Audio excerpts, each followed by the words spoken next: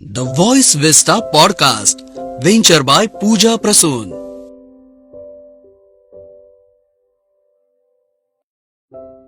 તો સ્વાગત છે આજે આપનું બ્રિલિયન્સ ટુ એક્સેલન્સ પર. આજે આપણે એક એવા અસાધારણ મહિલાની મુલાકાત કરવાના છીએ જેઓ ભાવનગર ગુજરાતથી પધારે છે. એવા લોકો જે કામ કરે છે અને એવા લોકો છે જે સેવા કરે છે. એમને મળવાથી આપણું જીવન એક પ્રાર્થના બની જાય છે. બેન એમનું સમગ્ર કુશળતા અને પોતાની સમય એ એક આવા સમગ્ર અસ્તિત્વ બાળકોને સમર્પણ કર્યું છે કે જે વિશ્વ એમને અવગણે છે.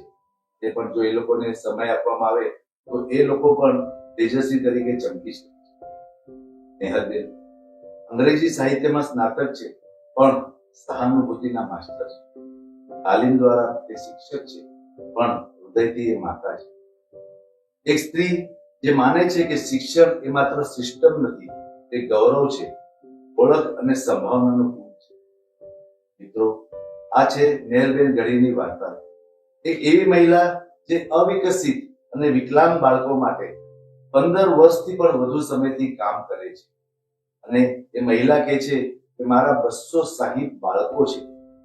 એ સ્ત્રી જે ગર્વથી પોતાનો પરિચય આપે છે કે હું શિક્ષક તરીકે નહીં, પણ મને મા તરીકે ઓળખવામાં આવે.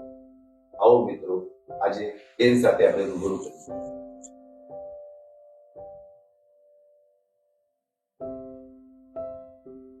સ્વાગત છે નેહલબેન. Thank you. નેહલબેન, આપ મને બતાવો, વિકલાંગ બાળકો સાથે કામ કરવા માટે આપણને સૌથી પહેલા કઈ વસ્તુએ આકર્ષિત કર્યા? આકર્ષિત કરતા તમારે એવું કહેવું જોઈએ કે હું આમાંથી પસાર થઈ છું. મારા મામા મજબૂતીના છે, તો મને ખબર છે કે ફેમિલીમાં એકાદ બાળક આવું હોય તો કેવી તકલીફ થાય, શું કરી શકાય. નાની હતી ત્યારે આટલા બધા વિચારો નહોતા કે આવું શિક્ષણ હશે, કે આવા બાળકોની સ્કૂલ હોઈ શકે, એવું કશું નહીં. પણ જેમ જેમ મોટી થતી ગઈ એમ સમજાતું કે ઓકે, આ બાળકો પણ નોર્મલ બાળકોની જેમ ભણી શકે છે, એને થોડી તાલીમ આપો તો ન્યૂ નોર્મલ થઈ શકે છે. એટલે આ દિશા તરફ જવાનું અથવા કામ તરફ જવાનું કારણ અંગત છે.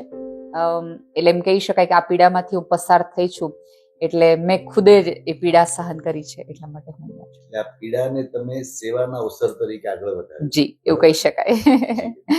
આ 15 વર્ષની સેવામાં, આ પ્રવાસમાં તમને પ્રેમ, ધૈર્ય અને જીવન વિશે શું સમજવા મળ્યું છે?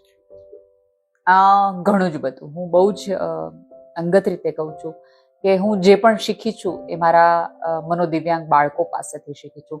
હું એની પાસેથી સહનશીલતા શીખી, હું એની પાસેથી જીવનને જે સ્વરૂપે આવે છે સ્વીકારતા શીખી. આપણે એ બાળકોનો સ્વીકાર નથી કરતા, પણ એ બાળકો આપણને જીવનનું સૌથી વધુ મોટી સ્વીકૃતિ શીખવાડે છે. હું તૈયાર થઈને જાઉં છું તોય એની માટે નેહલ છું, હું રડતી જાઉં છું તોય એ મને એક્સેપ્ટ કરે છે, હું ગુસ્સાવાળી જાઉં છું તોય મને એક્સેપ્ટ કરે છે, હું પ્રેમવાળી જાઉં છું તોય એક્સેપ્ટ કરે છે. અને સૌથી મહત્વનું, આપણે બધાએ જો કોઈ આ બાળક પાસેથી શીખવું હોય તો એ શીખવા જેવું છે કે રોજ નવી સવારથી આપણને વિચારે છે, કેમ દરરોજ નવો સૂર્ય આવે તમે જોઈ શકો. મારે ને તમારે કેવું છે કે ધારો કે આજે હું નાસિક આવી અને તમારે કોઈક અણબનાવ થઈ ગયો, તો હવે 20 વર્ષ પછી પણ આપણે મળશું ને તો આ ઘટનાથી જ આપણે એકબીજાને મળશું. આ ફૂલ સ્ટોપ હશે અને ત્યાંથી આપણે શરૂ કરશું. આ બાળક ક્ષણે ક્ષણે નવી રીતે મળે છે. એટલે 15 મિનિટ પહેલા તમે એને ખીજાણા હો, 15 મિનિટ પહેલા તમે એને બોલાવ્યા ન હોય, 15 મિનિટ પહેલા તમને સમજાવ્યા ન હોય, 15 મિનિટ પછી તમને જાઓ એટલા જ પ્રેમથી, એટલા જ ભાવથી. એટલે એ આમ તમે જોવો તો નવી દિશાઓ આપણને ખુલે છે કે જે ક્ષણે તમે જે મળો છો એ વ્યક્તિને એથી જોવાનું શરૂ, નહીં કે તમારા ભૂતકાળના અનુભવના આધારે. તો આ સૌથી મોટી વસ્તુ એ બાળકો પછી આજે તમે વાત કરી કે એ લોકો સ્વીકાર કરે છે. આપણે બધા મોટા લોકોએ પણ આ વાત શીખવા જેવી છે. કોઈ બી વસ્તુનો આપણે સહજ સ્વીકાર કરવો. પણ તમે જુઓ ને અત્યારની નવી જનરેશન કે અત્યારના નવા લોકો એકબીજાને શું કહે છે કે મને સ્વીકારો, હું જેવી છું એવી મને સ્વીકારો, મને આ નથી આવડતું તો એક્સેપ્ટ કરો. તો ડે ટુ ડે લિવિંગમાં આપણે આવી વસ્તુ એક્સેપ્ટ કરી લઈએ છીએ, તો કેમ આવા બાળકોને આપણે સ્વીકૃત નથી કરી શકતા? સમાજ કેમ એને એવું કહે છે કે તમારે ખૂણામાં રહેવાનું છે, તમે સ્પેશિયલ છો, તમે આ છો. તો બહુ બધું છે કે જે આ બાળકો પાસેથી શીખી શકાય છે. સારી વાત છે. કદાચ એટલે જ તમને આ 260 બાળકોની માતાનો એક માતૃત્વ એનો અનુભવ થતો હશે. હા, બ્લેસ ફોર ધેટ. બેન, આપ ભાવનગરમાં જે અંકુર સ્કૂલમાં સેવા કરો છો, જી. એ સ્કૂલ જે છે સુંદર કાર્યો વિશે થોડા માહિતી. જી ચોક્કસ, અમારું તો ગમતું કામ છે. અંકુર છે એ આખા સૌરાષ્ટ્રની એકમાત્ર સંસ્થા છે કે જે આવા મનોદિવ્યાંગ બાળકો સાથે કામ કરે છે. અમારે ત્યાં 260 જેટલા મનોદિવ્યાંગ દીકરા દીકરીઓ છે કે જેને અમે ટોટલી ફ્રી એડ્યુકેશન, એની તાલીમ, એની દવા, એની થેરાપી, એની રિક્ષા ફી, એનું ભોજન, એટલે એક બાળકને જે જરૂર પડે મોટું થવા માટે, જીવવા માટે, શીખવા માટે, તાલીમ માટે, એ બધું જ અમે એને ફ્રીમાં આવીએ છીએ. આ સંસ્થા માત્ર દાનથી ચાલે છે. અમારે ત્યાં 3 વર્ષથી લઈને 48 વર્ષ સુધીના દીકરા દીકરીઓ છે. એટલે તમને હું બાળકો કહું એટલે એમ તમને બધા એવું થતું હશે નાના નાના બાળકો છે, પણ ના, અમારે ત્યાં કારણ કે એવું બને કે 60 વર્ષનો વ્યક્તિ હોય પણ એની માનસિક અવસ્થા કે માનસિક ઉંમર છે એ 3 થી 4 વર્ષના બાળકની હોય. તો એ બધા બાળકોને અમે શીખવીએ છીએ. 18 વર્ષથી ઉપરના મનોદિવ્યાંગ દીકરા દીકરીઓ છે એને અમે વોકેશનલ તાલીમ આપીએ છીએ. કારણ કે આપણી માટે અત્યારે કમાવવું એ એક ઓળખનો ભાગ છે. આપણે એવા લોકોને સ્વીકારીએ છીએ કે જેની પાસે પૈસા છે અથવા તો એ કમાતું કારણ હોય છે. સો અમે આ બાળકોને એક એવી તાલીમ આપીએ છીએ. વર્ષમાં અમે 2 વખત 2 સિઝન લઈએ, એક રક્ષાબંધન અને એક દિવાળી, અને એ અમે ઓનલાઈન મોકલીએ. લોકોને રિક્વેસ્ટ કરીએ કે આ બાળકોને ભીખ ના આપો, પૈસા ના આપો, એના બદલે તમે એની પાસેથી વસ્તુ ખરીદો, એને કામ આપો. કોર્પોરેટ ઓર્ડર્સ છે, તમારા લગ્ન છે, કોઈ રિટર્ન ગિફ્ટમાં તમારે વસ્તુ જોઈએ છે, તો આ બાળકોએ બનાવેલી તમે લો. જેથી કરીને અત્યારે તમારા ઘરમાં ધારો કે નાસિકમાંથી હું તમને એક હેમ્પર મોકલું ને એમાં લખ્યું હોય કે આવા બાળકોએ બનાવ્યું છે, તમે વાંચો તો તમારી અંદર બ્લિંક થશે કે ઓકે આવા બાળકો આવું કંઈક કરી શકે છે. તો તમે તમારી આજુબાજુના અથવા તો તમારા કામવાળાને ત્યાં એક દીકરો છે તો તમે એને કહેશો કે તું રડ નહીં, આ બાળકો માટેના ઉપાયો છે. સો અમે આ રીતે એક અવેરનેસ લાવવા માંગીએ છીએ કે આ બાળકોને તમે as a human being, as a artist, as a craftsman તમે એને એક્સેપ્ટ કરો. એટલે જ કદાચ એમ કહી શકાય કે જો આવા બાળકોને જો ખીલવાની તક આપવામાં આવે તો એ તેજસ્વી તારાની જેમ ચમકી પણ શકે. 100% પણ આપણે ત્યાં એટલી ધીરજ નથી. અને મારી તો સાદી દલીલ છે કે હું ને તમે આપણું પોતાનું સંતાન, આપણા 3 સંતાન કે 2 સંતાન હોય, એમાં એક સંતાન ઓછું માર્ક પણ લાવતું હોય ને તો આપણે એક્સેપ્ટ નથી કરતા. આપણને એમ તરત વિહવળ થઈ જાય ને આપણે ઓલા ઉપર વધુ ધ્યાન આપીએ ને આના ઉપર વધુ ધ્યાન આપીએ.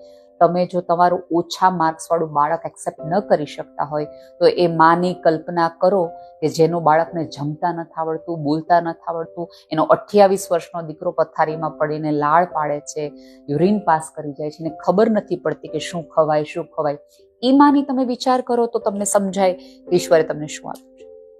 બેન, આપની આ વાત સાંભળીને તમારું હૃદય ભરાઈ આવે છે કે કેવી રીતે આ તમે બધાને ઈશ્વરની તમને શક્તિ મળી છે અને જે તમે પહોંચી શકો છો. ધન્યવાદ. બેન, આપે વિચાર કર્યો છે કે એક તમારું સ્વપ્ન છે ભગવાનમાં તે ઘર. હા, તો આ જે એક શક્તિશાળી દ્રષ્ટિકોણ છે એની પ્રેરણા કેવી રીતે? સૌથી પહેલા એક નાની એવી દીકરીની વાત કરીશ કે જેમાંથી મને આ આખો વિચાર આવ્યો. લગભગ આજથી 12-15 વર્ષ પહેલા એક હોસ્પિટલમાંથી મને એક ફોન આવે છે કે તમે જેવા બાળકો સાથે કામ કરો છો ને એવી એક દીકરી અમારે ત્યાં આવી છે, એના મમ્મી એને લઈને આવ્યા છે. પછી તો એના મમ્મીને હું મળી અને એના મમ્મીને માત્ર ઘરમાંથી એટલા માટે કાઢી મૂકવામાં આવ્યા હતા કારણ કે એ બેનને મંદબુદ્ધિની એક દીકરી આવી. કારણ કે પુરુષ એને એવું કહી દીધું કે અમારા કુટુંબમાં પહેલા ક્યારેય આવું બાળક નથી આવ્યું, આ તારા કારણે આવ્યું છે, એટલે તારે આ ઘરમાં રહેવું હોય તો કાં દીકરીને મૂકી આવ ક્યાંક અને કાં તું હોય જાય. હવે દીકરીની જાતને માં ક્યાં મૂકે? સો એ વાત પડતા અંકુર સ્કૂલમાં આવી, મારા ક્લાસમાં આવી. એના મમ્મીને અમે ધીમે ધીમે કામ એક જગ્યાએ રખાવી. મમ્મી ખાખરા બહુ સરસ વણતા, એની એક માસ્ટરી હતી. તો અમે ખાખરાઓને અમારા ગ્રુપમાં કરી દીધું. એટલે એમનું અર્થોપાર્જન પણ શરૂ થઈ ગયું ને દીકરીને અમે રાખીએ. એટલે કેવું ભાઈ કે 11 વાગ્યાથી 5 વાગ્યા સુધી એની મમ્મી ખાખરા બનાવે કારણ કે ત્યાં સુધીમાં એ દીકરી અમારી પાસે હોય. પછી 1.5-2 વર્ષ કદાચ થયા હશે, કદાચ 3 વર્ષ થયા હશે. 3 વર્ષ થયા પછી એના મમ્મી એટલી બધી ઉધરસ ખાય કે આપણને એવું થાય કે આ શું થઈ ગયું છે. એટલે પછી એકવાર હું એને ખીજાડી એના મમ્મીને કે હવે તમે જો દવા નહીં લાવો તો હું આ દીકરીને અહીંયા નહીં રાખું. કારણ કે તમે એટલા બધા તમને ઉધરસ છે, તમને તો ઇન્ફેક્શન લાગશે, આ દીકરીને પણ લાગશે, જેના કારણે આખી સ્કૂલને. એટલે મેં મારી મજૂરીને એમને અમારી સરકારી હોસ્પિટલમાં મૂકી.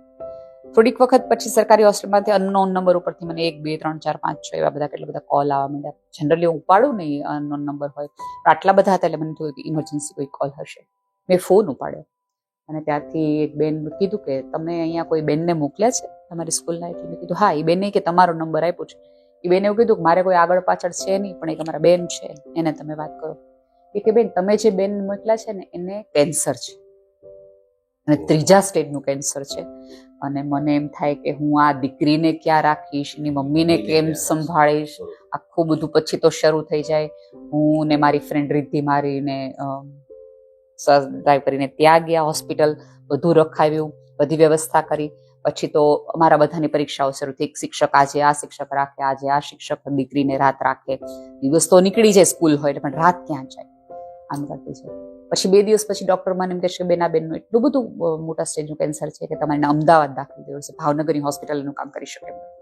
અમે લોકોએ એને અમદાવાદ શિફ્ટ કર્યા.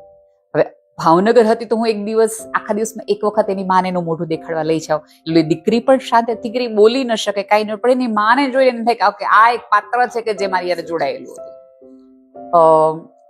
પણ એ પછી બંધ થઈ ગયું. પછી તો અમારી વધુ મુશ્કેલી શરૂ થઈ, કારણ કે દીકરી બેનના સગાવાલાને એમ કહું કે ભાઈ તમે આજ રાત રાખશો તો હું તમને આટલા પૈસા આપીશ, આજ રાત રાખો. કારણ કે દરેક પોતે એક ફેમિલી લઈને બેઠું, શિક્ષકો 20 દિવસથી હું આખી આ ગળમથલમાં આમથી આમ હતી. અમદાવાદ મૂકી આવી એ બેનને. પછી 5 દિવસ થયા એટલે મને એમ થયું કે હું એક વખત દીકરીને લઈને જાઉં અમદાવાદ અને એની માને દેખાડું. હું અમદાવાદ ગઈ, હું અને મારી ફ્રેન્ડ રીતિ બંને એક ગાડી કરી અને દીકરીને લઈ અને અમદાવાદ ગયા. અને પછી એની મમ્મીને જોઈને એટલી વળગી પડી, એને ખાટલોનો આમ પાયો પકડી રાખ્યો અને કોઈ રીતે મૂકે ને એટલી બધી. મેં ડોક્ટરને ને ત્યાંના નર્સ સ્ટાફને સમજાવ્યું કે કોઈ રીતે તમને હેરાન નહીં કરે, તમારા કહેવા પ્રમાણે આ સ્ત્રીના છેલ્લી ક્ષણો છે અને એનો શ્વાસ છે ને આ દીકરીમાં રોકાયેલો છે, તમે એને અહીંયા રહેવા દો. અને ક્યારેક કેવું થાય કે સંવેદના એક સાથે આમ ક્લિક થઈ જાય. અને એટલો સંવેદનશીલ ડોક્ટર તો એને હા પાડી કે ભલે રે, અહીંયા એક કેટેગર હોય, એક વ્યક્તિ તો હોય જ છે ને આની સાથે, આ રહી છે. બધી વ્યવસ્થા કરીને કદાચ હજી અમે અડધે નહીં પહોંચ્યા હોય ભાવનગર, અને મને ફોન આવે છે કે તમે જે બેનને મૂકીને ગયા છો એનું ડેથ થઈ ગયું. હવે અમે કઈ સગાવાલા નહીં, અમને ડેડ બોડી શું કામ આપે, એનો અગ્નિ સંસ્કાર કરવાનો, ઓલી દીકરીને સાચવવાની, અને કાંઈ સમજાય નહીં. એટલી હદે બ્લેકઆઉટ કે આમ અંદરથી હું વાત કરું છું તો હું ધ્રુજું છું કે હું એ સમયમાં કેવી રીતે નીકળી ગઈ હઈશ એમ. અને ડોક્ટરો એમ કે બેન બધી વાત સાચી, તમે લઈને આવ્યા હતા પણ તમે આ બેનના કાંઈ થતા નથી, તમે તમને ડેડ બોડી ન આપી. બંને પોતપોતાની જગ્યાએ જે વાત કરી કે સાચી હતી. પછી મારી પાસે જે એમના એક સગાવાલાનો નંબર હતો એને મેં ફોન કર્યો તો આ વિધિની વક્રતા તમે જો, સગો ભાઈ હતો, એણે પોતાની સગી બેનના અગ્નિદાહ કરવા માટે મારી પાસેથી પૈસા લીધા. મને કે તમે આવો બેન, હું ત્યાં આવું ને પછી હું આમ જાઉં ને પછી થાય તમારે કેટલા પૈસા થાય, એટલે આપણે એક અમુક ભાષાઓમાં સમજી જઈએ ને. એટલે મેં એમને કીધું હું તમને પૈસા આપીશ, તમે પ્લીઝ આવો. એ થયું. અને પહેલી વખત મને એમ થઈ ગયું કે મને આમ સંબંધો ઉપરથી શ્રદ્ધા વહી ગઈ કે આનાથી બધું તો માણસ જાત કેટલી નીચે ઉતરે.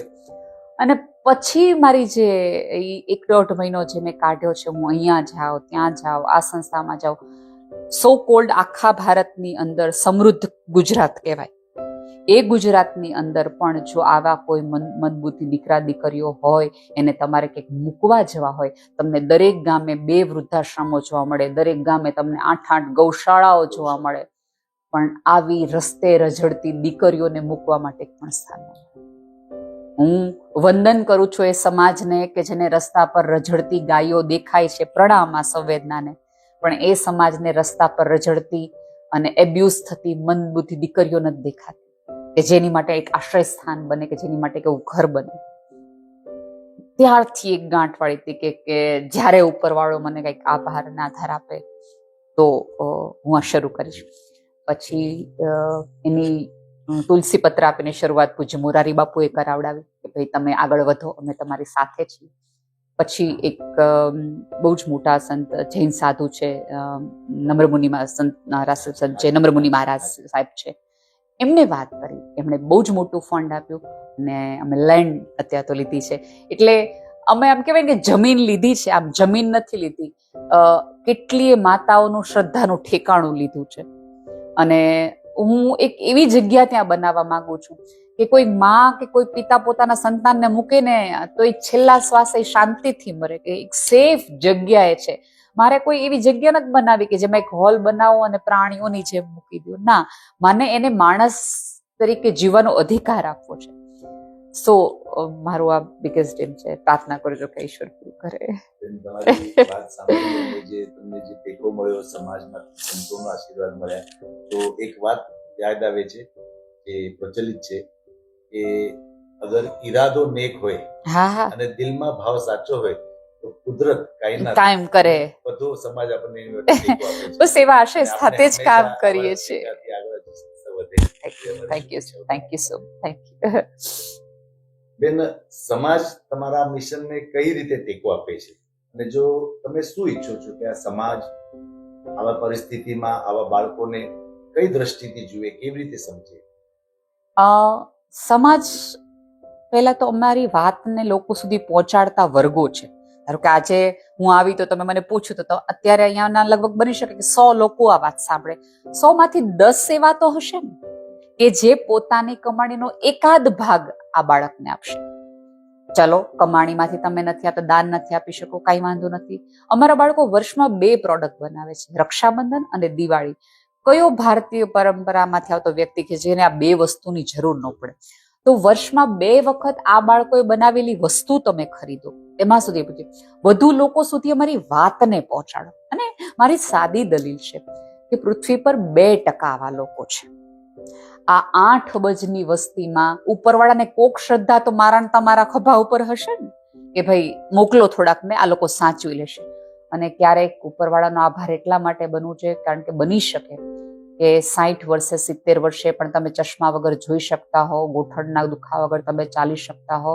એનો અર્થ એ છે કે ઉપરવાળાએ પૃથ્વીને બેલેન્સ કરવા માટે એક વ્યક્તિના પગની ક્ષમતા તમને આપી છે, એક વ્યક્તિના આંખની ક્ષમતા તમને આપી છે કે તારી પાસે હશે ને તો બીજા 10 ને તું જોડાવી શકીશ, તારી પાસે પગ ચાલતા હશે તો બીજા 50 ને તું ચાલતા શીખવી શકીશ.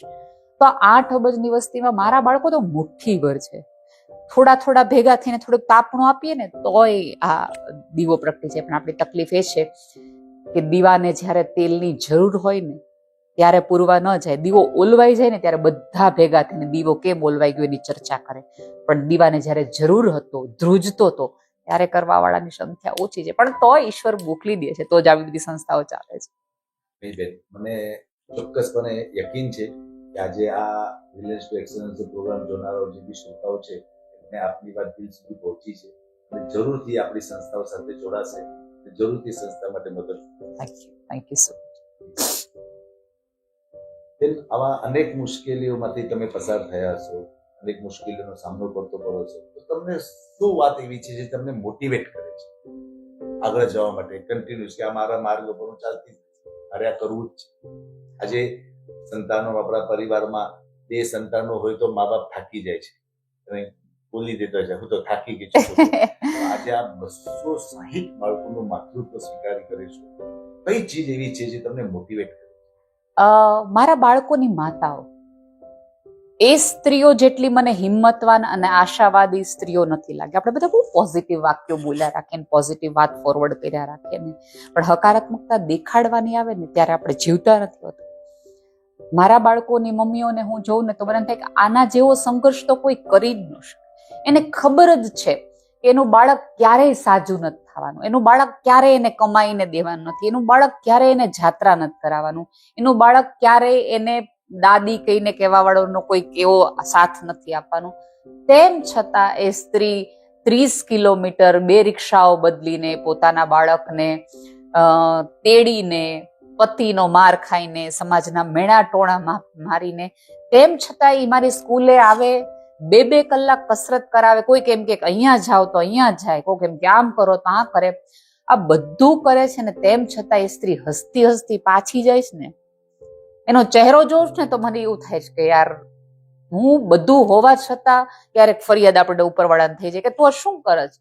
આવી બધી સ્ત્રીઓ છે ને એ આપણને શીખવે છે કે તમે જો કે ઈશ્વરે કોઈ સુખનું કારણ નથી, પતિ સાથ આપતો, આર્થિક રીતે એવી કોઈ સુવિધા નથી, ભવિષ્યની કોઈ હોપ નથી કે કાલ સવાર પડશે અને આ બધું બદલાઈ જશે. તમારે 2 સંતાનો હોય ને તો કહે કે ભાઈ કઈ વાંધો નહીં, પતિ નથી તો વાંધો નથી, પણ આવતા દિવસોમાં કોઈ મોટો થશે ને તમારો દીકરો કાલ સવારે કમાશે તો મોટો થશે. આ તો દીકરો એવો છે. અને તેમ છતાં સ્ત્રી સવારે ઉઠે છે, 5 વાગે ટિફિન કરે છે, એના પતિને કડિયા કામે મોકલે છે, પતિનોય માર ખાય છે, દારૂ પીતા પતિને દારૂનાય પૈસા આપે છે, અને મારા બાળકને લઈને સ્કૂલે આવે છે, હસતી હસતી, અને સ્કૂલનું આંગણું વાળે છે. આનાથી વધુ કઈ દેવીની તમારે પરચાની જરૂર છે? તમારી માટે બહુ મોટી પ્રેરણાઓ છે ને, એકની અનેક પ્રેરણાઓ તમારી હા, એટલે એ બધી સ્ત્રીઓ મારું બળ છે. એ બધી સ્ત્રીઓ માટે તમે બી એક પ્રેરણા થાવ છો, અને અમારા સમાજ માટે તમે સાચે બહુ જ એટલે ઉમદા કાર્ય કરો છો. અને શુબેન, આપણે એમ કહી શકીએ કે સમાજને થોડુંક આપણે એક એજ્યુકેટ લેવલ કરવું જોઈએ કે સંસારમાં સ્ત્રીને છોકરી જન્મ લે છે કે છોકરો જન્મ લે છે એ ફક્ત સ્ત્રીનો દોષ નથી, બિલકુલ નહીં. અને એવી જ રીતે બાળક વિકલાંગ કે મંદબુદ્ધિ થાય છે એમાં સ્ત્રીનો દોષ બિલકુલ નથી. આ વાત આપણે સમાજ સુધી પહોંચાડી શકીએ ને, ઘણા લોકોને આ પરિવર્તન. એટલે આપણે ત્યાં હજી એવું છે કે ધારો કે તમારા બાળકને મેથ્સમાં સારા માર્ક્સ આવે છે, ગોલ્ડ મેડલ આવે છે, તો ઘરના દરેક વડીલોથી લઈને બધા જ એમ કે એના પપ્પાનું ગણિત બહુ સરસ હતું, એને દાદાનું ગણિત બહુ સરસ હતું. પણ ધારો કે કુટુંબમાં કોઈ દીકરી ભૂલ કરે છે, કોઈ દીકરો ભૂલ કરે છે, તો ભાઈ એના મોહળવા ઈ જ હતું, એના મામાને ત્યાં એ હતું, એટલે પછી આમ જ થાય ને. એ ખબર નહીં, સમાજ આ ચશ્મા બદલાવા હજી ઘણી બધી હદે તૈયાર નથી. આ બાબત આપણે ચર્ચા કરવી જોઈએ. પછી આપણે જરૂર આ બાબત પર હજુ વધારે પ્રકાશ કરશું. ચોક્કસ. મિત્રો, આજે આપણે સમાજને ઉમદા વ્યક્તિમત્વ નેહલબેન ને આપણે મળ્યા અને એમના વિચારો જાણ્યા. Thank you for tuning into the voice Vista podcast. आप और भी इंटरेस्टिंग शो सुन सकते हैं thevoicevista.in पर. ये शो कॉन्सेप्चुअलाइज किया है पूजा प्रसून ने, प्रोड्यूस किया है द वॉइस विस्टा ने. गेस्ट कोऑर्डिनेशन में हमारे साथ रही सुनीता जी चौहान. डिजाइन किया है टीम क्रिएटर्स डेन ने. साथ ही एडिटिंग और प्रोडक्शन के लिए धन्यवाद टीम लर्निंग बी को. प्रोमो वॉइस दिया है राहुल ढोले ने. लाइक, फॉलो और सब्सक्राइब करना ना भूलें.